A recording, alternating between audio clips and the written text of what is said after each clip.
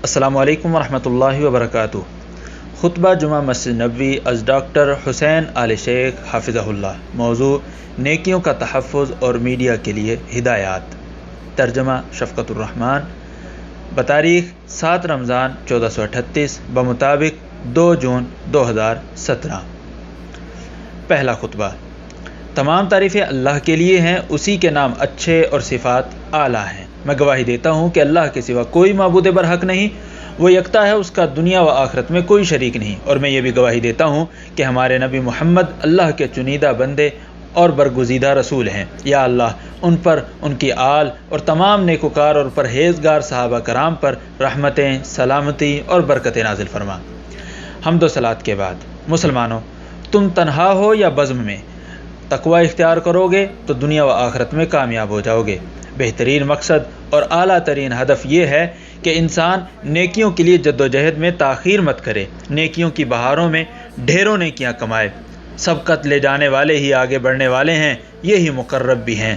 سورہ الواقعہ آیت 10-11۔ ماہ رمضان میں نیکیاں سمیٹنے اور ہمہ قسم کی عبادت کے ذریعے قرب الہی کی جستجو کا موقع ہوتا ہے۔ رسول اللہ صلی اللہ علیہ وسلم کی ایک حدیث میں ہے کہ جو شخص ایمان کی حالت میں ثواب کی امید رکھتے ہوئے روزہ رکھے تو اس کے سابقہ گناہ معاف کر دیے جاتے ہیں، اور اسی طرح یہ بھی حدیث ہے کہ جو شخص ایمان کی حالت میں ثواب کی امید رکھتے ہوئے قیام کرے تو اس کے سابقہ گناہ معاف کر دیے جاتے ہیں۔ ان دونوں حدیثوں کے صحیح ہونے پر سب کا اتفاق ہے۔ مسلم اقوام، اس زندگی میں وہی کامیاب ہے جو خود ممنوع امور سے دور رہے اور اپنی زندگی گناہوں سے میلی نہ کرے۔ دوسری جانب یہ انتہائی خسارے اور گھاٹے کی بات ہے کہ مسلمان پہلے نیکیوں کے حصول میں خوب تگودو کرے، لیکن جلد ہی اپنی محنت پر پانی بھی پھیر دے اور کیا کرایا غارت کر دے۔ حقیقی مفلسی بھی یہی ہے کہ انسان اپنی نیکیاں حقوق العباد کی ادائیگی میں کوتاہی کے عوض دوسروں کو دے دے، اور اس کی نیکیاں کسی بھی نوعیت کے ظلم کے عوض میں مظلوم کو دے دی جائیں، یا کسی بھی اذیت کے بدلے میں اور زیادتی کے عوض دوسروں میں بانٹ دی جائیں۔ حالانکہ رب العالمین نے ان تمام گناہوں کو حرام قرار دیا ہے، اور ہمارے نبی صلی اللہ علیہ وسلم نے ان سے خبردار بھی فرمایا ہے۔ ایک بار آپ صلی اللہ علیہ وسلم نے صحابہ کرام سے بات چیت کرتے ہوئے پوچھا، کیا جانتے ہو مفلس کون ہے؟ صحابہ نے عرض کیا، ہمارے ہاں وہ شخص مفلس ہے جس کے پاس دولت اور ضروریات زندگی نہ ہوں۔ تو آپ صلی اللہ علیہ وسلم نے فرمایا، میری امت میں وہ شخص مفلس ہے جو قیامت کے دن نمازیں، روزے اور زکوٰۃ لے کر آئے گا، اور ساتھ میں اس نے کسی کو گالی دی ہوگی، کسی پر تہمت لگائی ہوگی، کسی کا مال ہڑپ کیا ہوگا، کسی کا خون بہایا ہوگا، تو کسی کو مارا ہوگا، تو ان میں سے ہر ایک کو اس کی نیکیاں دے دی جائیں گی۔ پھر جب اس کی نیکیاں بھی ختم ہو جائیں گی اور ابھی حساب باقی ہوگا تو دوسروں کے گناہ اس پر ڈال دیے جائیں گے اور پھر اسے جہنم میں پھینک دیا جائے گا۔ مسلم نے اس روایت کو نقل کیا ہے۔ امام نووی اس حدیث کی شرح میں لکھتے ہیں، حقیقی مفلس وہی ہے جو مکمل طور پر تباہ و برباد ہوگا، جس کی تباہی یقینی ہوگی، چنانچہ اس کی نیکیاں لے کر مدعیوں میں تقسیم کر دی جائیں گی، اور جب اس کی نیکیاں ختم ہو گئیں تو مدعیوں کے گناہوں کو لے کر اس پر ڈال دیا جائے گا اور پھر اسے جہنم میں پھینک دیا جائے گا۔ اس طرح حقیقی مفلس کی تباہی، بربادی اور ہلاکت ہوگی۔ اس لیے مسلمان، اللہ سے ڈر، اپنے آپ کو تمام گناہوں سے بچاؤ، تباہی اور بربادی کے ذرائع سے اپنے آپ کو محفوظ کر لو۔ اسلامی بھائیوں، اسی میں نجات ہے کہ اپنے آپ کو برائی سے محفوظ رکھیں۔ در حقیقت اطاعت گزاری ہی سعادت مندی ہے، اسی میں کامیابی ہے کہ اپنی نیکیوں کے مثبت نتائج کو ضائع نہ ہونے دیں۔ آپ صلی اللہ علیہ وسلم کا فرمان ہے، جس شخص نے کسی کی دولت یا عزت پر ظلم کیا ہو تو وہ مظلوم شخص سے آج ہی معافی مانگ لے، اس سے پہلے کہ وہ دن آئے جب درہم و دینار کچھ نہیں ہوں گے، اور اس کے ظلم کے مطابق اس کی نیکیاں لے لی جائیں گی۔ اگر اس کے پاس نیکیاں نہ ہوئیں تو مظلوم کی برائیاں اس پر ڈال دی جائیں گی۔ اس روایت کو امام بخاری نے نقل کیا ہے، جبکہ دیگر روایات میں یہ بھی الفاظ شامل ہیں کہ پھر اسے جہنم میں پھینک دیا جائے گا۔ ابن حبیرہ رحمۃ اللہ علیہ کہتے ہیں، قصاص ساری نیکیوں کو ہڑپ کر سکتا ہے، اس سے کوئی نیکی باقی نہیں بچ سکتی۔ اسی لیے رسول اللہ صلی اللہ علیہ وسلم نے ہمیں شیطانی مکاری کے نتائج میں ملنے والی تباہی اور بربادی سے متنبہ فرما دیا تھا۔ لہٰذا اللہ کے بندے اس فانی دنیا میں حقوق العباد کی تلافی سے، حقوق العباد کو ضائع کرنے سے ہر ممکن طور پر بچو۔ آپ صلی اللہ علیہ وسلم کا فرمان ہے، قیامت کے دن حقداروں کو ان کے حقوق ضرور دیے جائیں گے، یہاں تک کہ بے سینگ بکری کو بھی سینگ والی بکری سے قصاص لے کر دیا جائے گا۔ صحیح مسلم۔ مطلب یہ ہے کہ اللہ تعالیٰ مظلوم کا حق ظالم سے ضرور لے کر دے گا، اور اس کی وضاحت سابقہ احادیث میں گزر چکی ہے۔ مسلمانوں، روزے دار جب ایک ایسی بہار میں ہو جس میں مومنین بڑھ چڑھ کر نیکیاں کرتے ہیں، تو ہر روزے دار کی ذمہ داری ہے کہ روزوں کی حقیقت یعنی خلوت و جلوت ہر حالت میں تقوی اپنانے کی تربیت حاصل کرے۔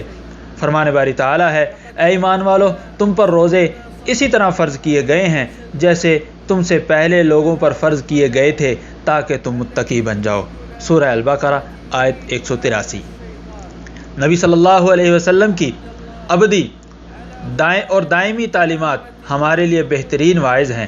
آپ کی تعلیمات مسلمان کو کسی بھی ایسی برائی سے روکنے کے لیے کافی ہیں جن کا نتیجہ تباہی اور نقصان ہے۔ آپ صلی اللہ علیہ وسلم کا فرمان ہے، جب تم میں سے کسی کا روزہ ہو تو کوئی بھی بےہودگی نہ کرے، نہ چیخے چلائے اور نہ ہی گالم گلوچ کرے۔ اگر اسے کوئی برا بھلا کہے یا گالی دے تو کہہ دے، میں روزے کی حالت میں ہوں۔ اس روایت کو امام بخاری نے نقل کیا ہے۔ اس لیے مسلمان اپنی نیکیوں کا تحفظ یقینی بنائیں، اپنی عبادات کے ارد گرد حفاظتی باڑ کی دیکھ بھال کرتے رہیں، اس کے لیے سر توڑ کوشش کریں، وگرنہ آپ کی نیکیاں کسی اور کو دے دی جائیں گی، اور یہ بہت بڑا گھاٹے کا سودا ہے۔ آپ صلی اللہ علیہ وسلم کا فرمان ہے، جو شخص خلاف شریعت بات یا اس پر عمل کرنا نہ چھوڑے، جو شخص خلاف شریعت بات کرنا یا اس پر عمل کرنا نہ چھوڑے، تو اللہ تعالیٰ کو اس کے بھوکے اور پیاسے رہنے کی کوئی ضرورت نہیں ہے۔ صحیح بخاری۔ اس لیے مسلمانوں، نبی صلی اللہ علیہ وسلم کی جانب سے ملنے والی اعلیٰ ترین تعلیمات پر مضبوطی سے کاربند ہو جاؤ، تو تم ہی کامیاب، کامران اور خوش و خرم ہو جاؤ گے۔ اللہ تعالیٰ میرے اور آپ سب کے لیے قرآن حکیم کو بابرکت بنائے، اور احادیث نبوی میں موجود قرآن کریم کی تفسیر سے ہمیں مستفید ہونے کی توفیق دے۔ میں اسی پر اکتفا کرتا ہوں، اور اپنے آپ سب اور تمام مسلمانوں کے لیے اللہ تعالیٰ سے گناہوں کی بخشش مانگتا ہوں۔ آپ بھی اسی سے بخشش مانگو، بے شک وہی بخشنے والا اور نہایت رحم کرنے والا ہے۔ دوسرا خطبہ، ڈھیروں پاکیزہ اور برکتوں والی تمام تعریفیں اللہ کے لیے ہیں۔ میں گواہی دیتا ہوں کہ اللہ کے سوا کوئی معبود برحق نہیں، اس کا کوئی شریک نہیں، اور میں یہ بھی گواہی دیتا ہوں کہ ہمارے نبی محمد اس کے بندے اور رسول ہیں۔ یا اللہ، اپنے رسول محمد صلی اللہ علیہ وسلم پر رحمتیں، برکتیں اور سلامتی نازل فرما۔ حمد و صلوات کے بعد منبر رسول اللہ صلی اللہ علیہ وسلم سے ہم تمام میڈیا ہاؤسز اور ذرائع ابلاغ کے لکھاریوں کو یہ پیغام پہنچانا چاہتے ہیں کہ مسلمانوں کے بارے میں اللہ تعالیٰ سے ڈریں، دین اسلام کے متعلق اللہ سے ڈریں، مسلمانوں کی آنے والی نسلوں کے متعلق اللہ کا خوف کھائیں کہ وہ اس فانی دنیا کے لیے کسی بھی ایسی چیز کے نشر کرنے سے گریز کریں جو دین سے متصادم یا دین کے روشن چہرے کو مسخ کرنے کا سبب بنے۔ کوئی ایسی بات نشر مت کریں جو مسلمہ شرعی اقدار میں شک کا باعث بنے یا رذیل اور گھٹیا حرکتوں میں ملوث ہونے کا ذریعہ بنے، کیونکہ یہ سنگین اور انتہائی کبیح حرکت ہوگی۔ شرعی مسلمہ اصولوں میں یہ بھی شامل ہے کہ جو شخص لوگوں کے برائی میں ملوث ہونے کا باعث بنے گا تو اس پر بھی گناہ میں ملوث ہونے والوں کے برابر گناہ ہوگا، جیسا کہ فرمان باری تعالیٰ ہے، اور وہ لازمی طور پر اپنا بوجھ بھی اٹھائیں گے اور اپنے بوجھ کے ساتھ مزید بوجھ بھی اٹھائیں گے۔ سورہ العنکبوت آیت 13۔ اسی طرح رسول اللہ صلی اللہ علیہ وسلم کا فرمان بھی ہے کہ جو شخص اسلام میں کوئی برا طریقہ اپنائے تو اس پر اس برے طریقے کا بوجھ بھی ہوگا اور اس پر عمل کرنے والوں کا بوجھ بھی ہوگا، نیز ان میں سے کسی کا بوجھ بالکل بھی کم نہیں کیا جائے گا۔ اللہ تعالیٰ امام شاطبی رحمۃ اللہ علیہ پر رحمتیں برسائے کہ انہوں نے بڑی بہترین گفتگو کرتے ہوئے لکھا ہے کہ خوش نصیب ہے وہ شخص جس کے مرنے کے ساتھ ہی اس کے گناہ بھی مر جاتے ہیں، جبکہ اس شخص کے لیے تباہی اور بربادی ہے جو خود تو مر جائے لیکن اس کے گناہ سینکڑوں برس زندہ رہیں۔ ان گناہوں کی وجہ سے اسے قبر میں عذاب ملتا رہے گا اور ان کے ختم ہونے تک پوچھ گچھ جاری رہے گی۔ تو ایسی باتیں میڈیا پر نشر کرنے کا کیا فائدہ کہ کچھ مسلمان میڈیا پر اللہ تعالیٰ، قرآن کریم اور سنت رسول سے متصادم چیزوں کو پھیلانے میں مگن ہیں اور لوگوں کو برائیوں کی دلدل میں پھنسا رہے ہیں۔ اللہ تعالیٰ ہم سب کو اپنی پناہ میں رکھے، آمین۔ اللہ تعالیٰ نے ہمیں جلیل القدر عمل یعنی نبی کریم صلی اللہ علیہ وسلم پر درود و سلام کا حکم دیا ہے۔ یا اللہ ہمارے حبیب اور ہمارے نبی محمد صلی اللہ علیہ وسلم پر رحمتیں، برکتیں اور سلامتی نازل فرما۔ یا اللہ خلفائے راشدین ابو بکر، عمر، عثمان اور علی سمیت تمام آل نبی اور صحابہ کرام سے راضی ہو جا۔ یا اللہ تابعین کرام اور قیامت تک ان کے نقش قدم پر چلنے والوں سے بھی راضی ہو جا۔ مسلمانوں، ہمیں اس گھڑی میں اللہ تعالیٰ سے انتہائی عاجزی، انکساری اور انہماک کے ساتھ دعا کرنی چاہیے۔ دعا کرتے ہوئے ہماری زبانیں صحیح انداز میں ہماری دلی احوازاری کی ترجمانی کریں۔ یا اللہ ہم تجھ سے دعا کرتے ہیں، یا اللہ تو یکتا ہے، تو بے نیاز ہے، تو تنہا ہے۔ یا اللہ یا حی یا قیوم، ہم تجھ سے دعا کرتے ہیں کہ مسلمانوں کی مشکل کشائی فرما دے۔ یا اللہ مسلمانوں کی مشکل کشائی فرما دے۔ یا اللہ مسلمانوں سے مصیبتیں ٹال دے۔ یا اللہ شامی مسلمانوں کی حالت زار پر اپنا رحم و کرم فرما۔ یا اللہ ان کے تنگ حالات ختم فرما دے۔ یا حی یا قیوم، یا اللہ انہیں امن و امان عطا فرما۔ یا اللہ انہیں متحد فرما۔ یا اللہ انہیں صحیح سلامت اپنے اپنے علاقوں میں واپس پہنچا۔ یا اللہ یمن، لیبیا، اراکان، فلسطین اور پوری دنیا میں مسلمانوں پر اپنا کرم فرما۔ یا الہ الاولین والآخرین، یا اللہ مسلمانوں کی پریشانیوں کا خاتمہ فرما۔ یا اللہ ان پر اپنی رحمت نازل فرما، سب لوگوں سے انہیں بے نیاز کر دے۔ یا اللہ یا حی یا قیوم، ہم تجھ سے تمام مسلمانوں کے لیے امن مانگتے ہیں۔ یا اللہ تمام مسلمانوں کو دہشت سے امن عطا فرما۔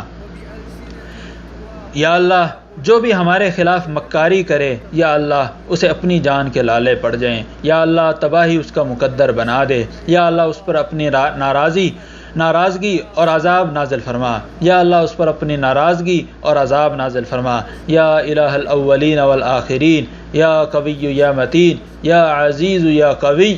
یا اللہ جو بھی مسلمانوں پر مسلط ہو چکا ہے، یا اللہ اس پر اپنا ایسا لشکر مسلط فرما دے جسے ظالموں سے کوئی روک نہ سکے۔ یا اللہ ان کے راز فاش فرما۔ یا اللہ ان کے راز فاش فرما۔ یا اللہ ان دشمنوں کے راز فاش فرما۔ یا اللہ ان کے قدموں تلے سے زمین کھسکا دے۔ یا اللہ ان پر اپنا قہر نازل فرما۔ یا رب الارض والسماوات، یا اللہ مسلمانوں کی حکمرانی اچھے لوگوں کو عطا فرما۔ یا اللہ مسلمانوں کی حکمرانی اچھے لوگوں کو عطا فرما۔ یا اللہ مسلمانوں کی حکمرانی اچھے لوگوں کو عطا فرما۔ یا اللہ اپنے بندے خادم حرمین کو تیرے پسندیدہ اور رضا کے کام کرنے کی توفیق عطا فرما۔ یا اللہ انہیں تیرے پسندیدہ کام کرنے کی توفیق عطا فرما۔ یا رب العالمین، یا اللہ ان کے ذریعے مسلمانوں کو نیکی اور تقوی پر متحد فرما۔ یا اللہ ان کے ذریعے مسلمانوں کو نیکی اور تقوی پر متحد فرما۔ یا اللہ ان کے نائبوں کو بھی تیرے پسندیدہ اور رضا کے کام کرنے کی توفیق عطا فرما۔ یا اللہ تمام مسلم حکمرانوں کو اسلام اور مسلمانوں کی خدمت کے لیے اقدامات کرنے کی توفیق عطا فرما۔ یا حی یا قیوم، یا اللہ مومن مرد و زن کی بخشش فرما، یا اللہ مسلمان مرد و زن کی بخشش فرما دے، یا اللہ زندہ یا فوت شدہ تمام کی بخشش فرما دے، یا اللہ ہمارے ملکوں کو امن و امان کا گہوارہ بنا، یا اللہ ہمارے ملکوں کو امن و امان کا گہوارہ بنا، یا اللہ ہر جگہ پر ہمارے فوجیوں کی حفاظت فرما، یا اللہ ہر جگہ پر ہمارے فوجیوں کی حفاظت فرما، یا حی یا قیوم، یا اللہ یا ذوالجلال والاکرام، یا غنی یا حمید، یا غنی یا حمید، ہمیں بارش عطا فرما، یا اللہ ہمیں بارش عطا فرما، یا اللہ ہمیں بارش عطا فرما، یا اللہ ہمارے دلوں پر ایمانی بارش فرما اور ہماری دھرتی پر پانی کی بارش فرما، یا حی یا قیوم، یا ذوالجلال والاکرام۔ اللہ کے بندو، اللہ کا ذکر کثرت سے کرو اور صبح و شام اسی کی تسبیح بیان کرو۔